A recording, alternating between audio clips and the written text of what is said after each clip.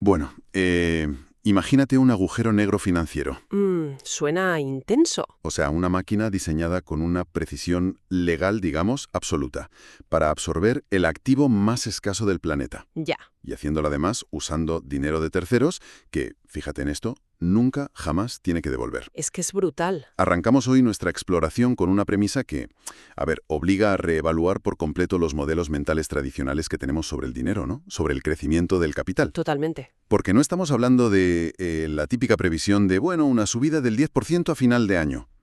¿Qué va? Estamos debatiendo una proyección que sitúa la capitalización de mercado de Bitcoin, ojo, en 400 billones de dólares. Madre mía. Sí, con B, o sea, trillions en la terminología financiera anglosajona. Claro, trillions. Y el precio por cada moneda, pues alcanzando una horquilla de entre 20 y 21 millones de dólares en los próximos 20 años. A ver, es una magnitud que de entrada parece sacada de una novela de ciencia ficción. O sea, ciencia ficción especulativa, casi. Ya, totalmente. Porque rompe por completo con cualquier curva de adopción que hayamos estudiado en los activos tradicionales, ya será el oro, las acciones tecnológicas o incluso los bienes raíces.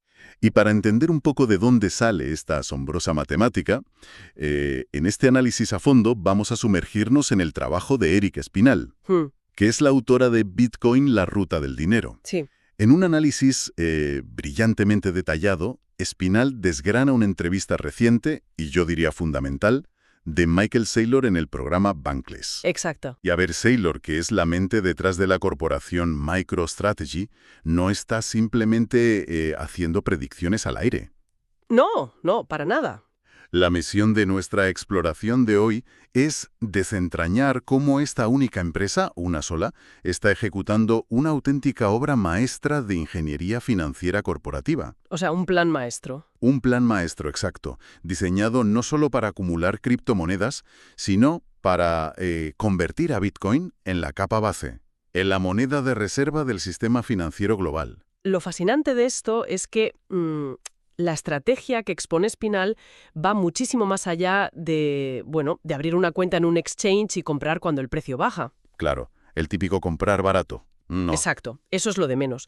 Lo que hay detrás es la concepción de un instrumento financiero completamente nuevo, un instrumento radical llamado Stretch, o bajo el símbolo STRC. STRC. Vale. Es, digamos, un mecanismo de deuda y capital que está hackeando, pero en el buen sentido de la palabra, las reglas del juego en Wall Street.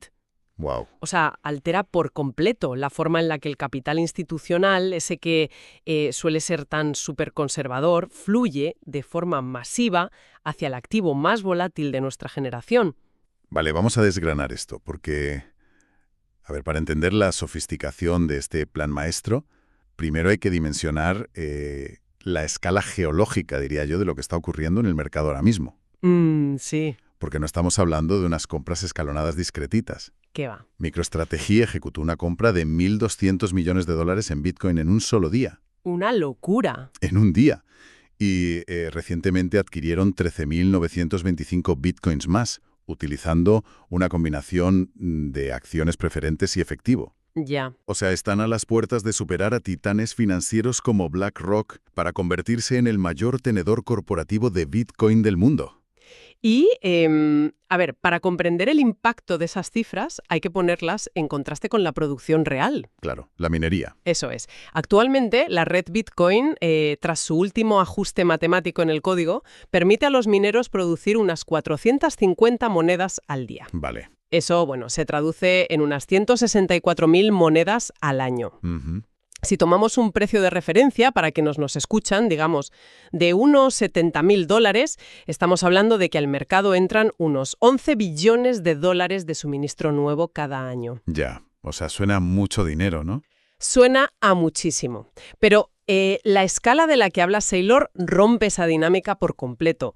MicroStrategy está absorbiendo, ella sola, ojo, 5 veces la cantidad de Bitcoin que se mina cada semana. 5 veces. Madre mía. Es una presión de compra institucional que, literalmente, el mercado no había experimentado jamás. A ver, es que es como si estuviéramos observando un pozo de agua en medio de una sequía histórica, ¿no? Buena analogía. Pero no es solo que el pozo se esté secando de forma natural, es que, por diseño matemático puro, el grifo acaba de cerrarse a la mitad. Exacto.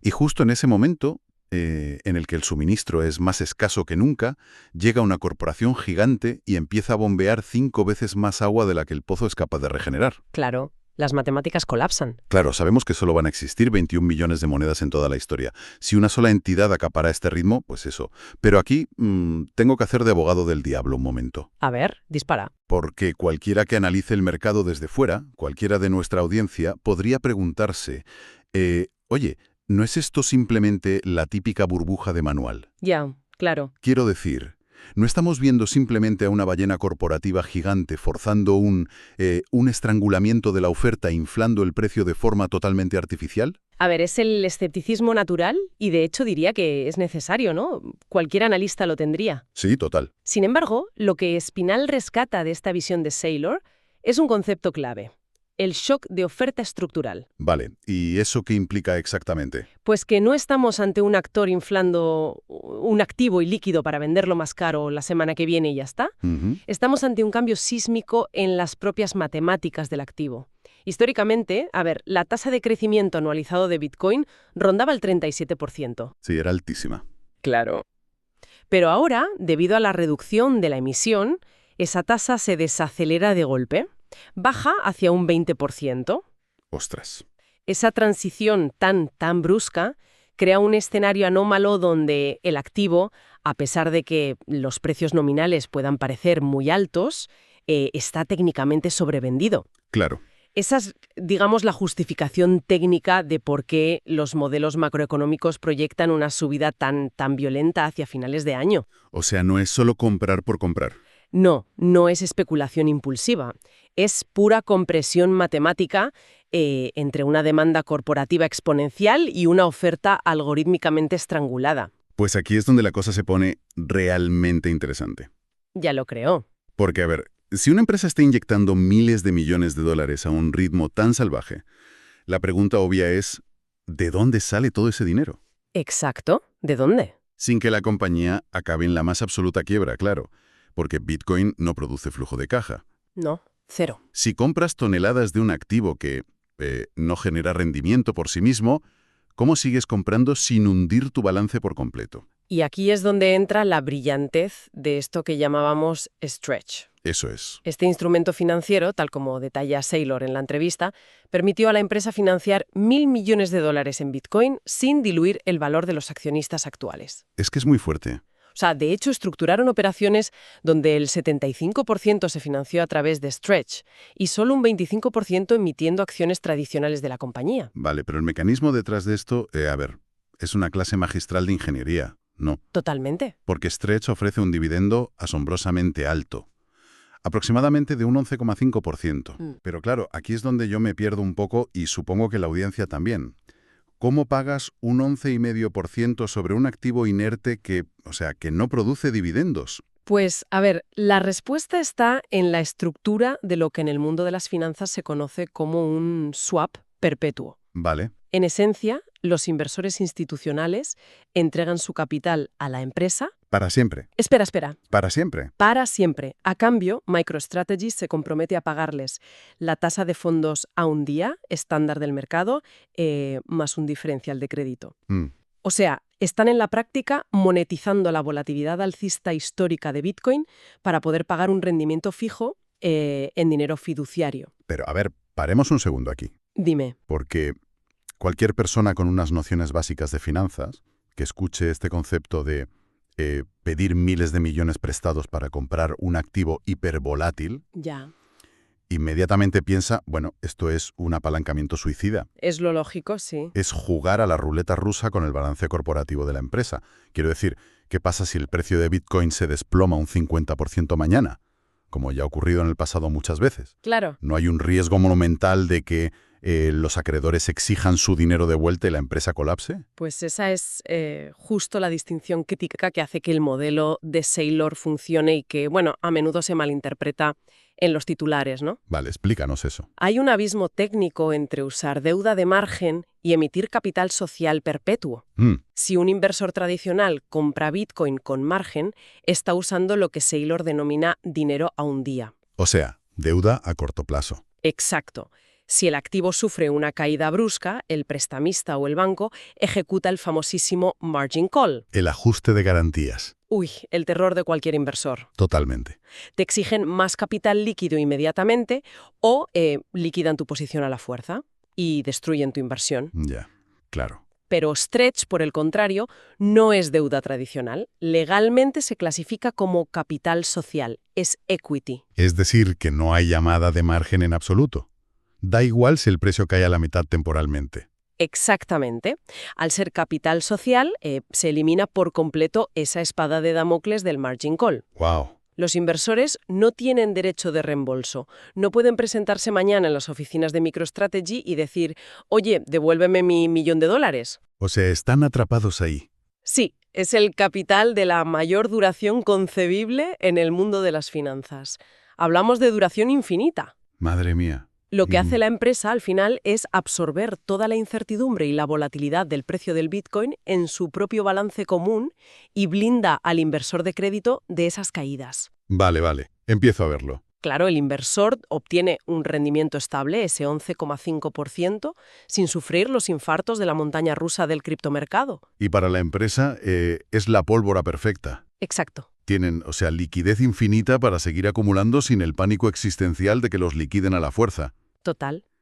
Y hay un dato matemático que Spinal subraya muy bien en su análisis, y es que para poder sostener y pagar este dividendo perpetuo del 11,5%, dado el apalancamiento y la estructura que tienen. Sí, a MicroStrategy le basta con que Bitcoin crezca apenas un 2,5% anual. ¿Solo un 2%? Un 2,5%, sí. Es un umbral de supervivencia, digamos, irrisorio para un activo con su historial alcista. Vale, entendido. O sea, la empresa consigue un escudo antibalas contra la volatilidad y a la vez liquidez perpetua. Eso es. Pero, a ver, miremoslo desde la otra orilla, ¿no? Desde el punto de vista del inversor. Venga. ¿Por qué un gran fondo, una oficina familiar o un banco entregaría cientos de millones de dólares para siempre, renunciando al derecho de retirar su principal? Ya, parece una locura. Es que si de repente necesitan liquidez, la única salida que tienen es vender ese título STRC en el mercado secundario a otro comprador, a otro que esté dispuesto a heredar ese préstamo perpetuo. Correcto. ¿De tu propio dinero? El incentivo tiene que ser descomunal. ¿Y lo es? Y según el análisis de Spinal, el secreto mejor guardado de todo este instrumento no es ese 11,5% de rendimiento, que está muy bien, sino la magia fiscal, el mayor vacío legal de todo Wall Street. Si conectamos esto con el panorama general de la gestión de los grandes patrimonios, a ver, el archienemigo de cualquier inversión exitosa es, lógicamente, la agencia tributaria. ¿Hacienda vamos? Hacienda. Cuando una cartera tradicional genera un rendimiento de doble dígito, los impuestos sobre esos dividendos o sobre las ganancias de capital muerden una parte gigantesca. Sí, te destrozan. Claro, destrozan toda la magia del interés compuesto a largo plazo. Pues aquí radica la genialidad jurídica de Stretch. A ver. Ese 11,5% no se clasifica como un dividendo ordinario, sujeto a impuestos. Contablemente, se estructura como una devolución del capital. Ojo a esto para quienes nos escuchan, porque es la clave de bóveda de todo el sistema. Sí. Al considerarse una simple devolución del capital inicial, el inversor no está teóricamente ganando dinero a ojos de Hacienda. Exacto, solo recupera lo suyo. Simplemente está recuperando lo suyo muy lentamente. La base de costo de su inversión disminuye cada año, lo que resulta en un escenario donde prácticamente no se pagan impuestos sobre esos rendimientos durante, no sé, casi una década. 9 o 10 años, sí. Es un escudo fiscal masivo.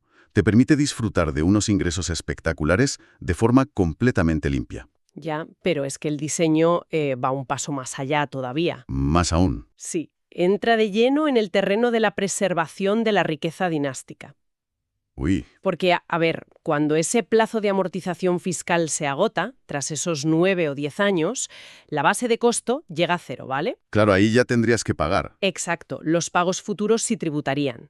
Sin embargo, el Código Fiscal estadounidense tiene una figura clave que es el Step Up in Basis. Vale. Si el titular original del instrumento fallece y transfiere esos activos a sus herederos, la ley reajusta la base de costo de esos títulos al valor de mercado en el momento de la herencia. Madre mía. O sea, es el juego definitivo de la patata caliente, pero a la inversa, ¿no? Totalmente. Imaginemos para la audiencia que la factura de impuestos es una bomba de relojería. Vale. Normalmente, si tú sostienes una inversión muy rentable durante mucho tiempo, cuando por fin la vendes, la explosión fiscal es devastadora. Te quedas en nada.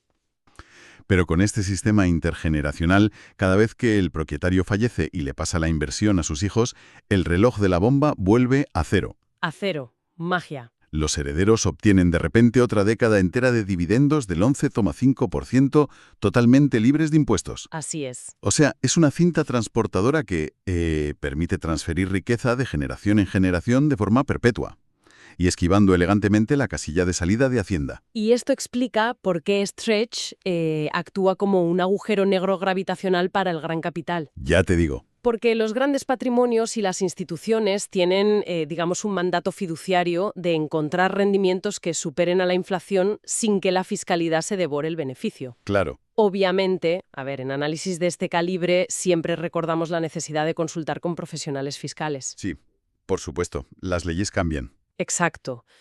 Pero la arquitectura conceptual de esto es literal. El santo grial financiero. Entonces, ¿qué significa todo esto? Porque si nos detenemos aquí, la historia parece simplemente el enésimo código de trucos para que los multimillonarios de Wall Street evadan impuestos mientras juegan con activos digitales, ¿no? Podría parecerlo, sí.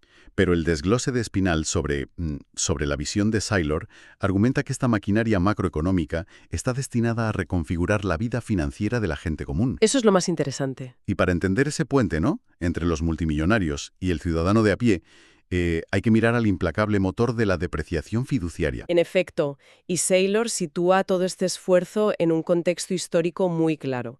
Si analizamos la economía global del último siglo, la depreciación real y estructural de las monedas fiduciarias ronda el 7% anual. Un 7%. Tela. Esa es la velocidad a la que nuestro dinero pierde poder adquisitivo.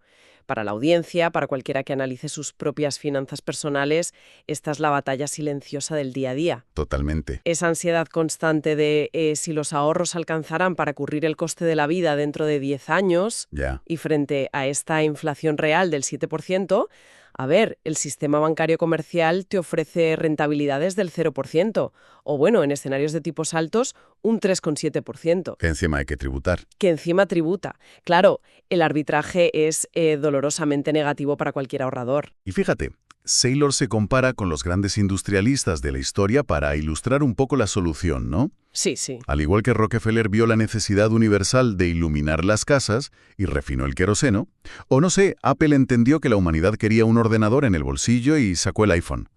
Saylor sostiene que hay una necesidad insatisfecha para 1.000 millones de personas. Total. Lo que el mundo ansía no es aprender criptografía avanzada en su tiempo libre. Lo que el ciudadano medio necesita desesperadamente es simplemente una cuenta de ahorros que le pague un 8, un 10% de forma estable. Exacto. Algo que de verdad gane la carrera contra esa depreciación del 7%. Y es justo aquí donde, digamos, la integración con la banca tradicional cobra todo el sentido del mundo. Claro. El plan no es destruir a los gigantes de Wall Street, es usarlos como una red de distribución inmensa.